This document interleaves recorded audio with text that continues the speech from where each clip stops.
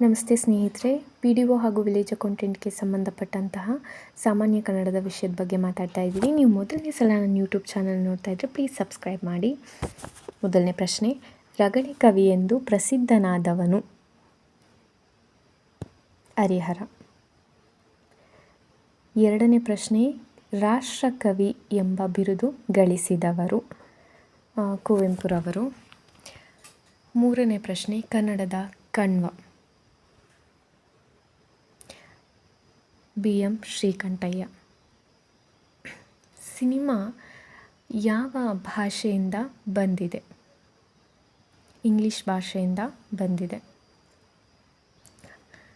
ಐದನೇ ಪ್ರಶ್ನೆ, ಜಮೀನು ಯಾವ ಭಾಷೆಯಿಂದ ಬಂದಿದೆ? ಹಿಂದಿ ಭಾಷೆಯಿಂದ ಬಂದಿದೆ.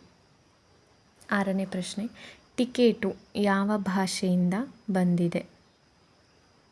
ಇದು ಸಹ ಇಂಗ್ಲಿಷ್ ಭಾಷೆಯಿಂದ ಬಂದಿದೆ.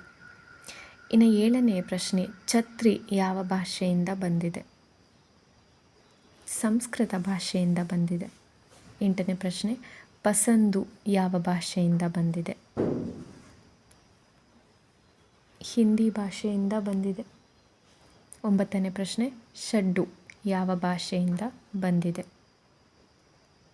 ಇಂಗ್ಲಿಷ್ ಭಾಷೆಯಿಂದ ಬಂದಿದೆ.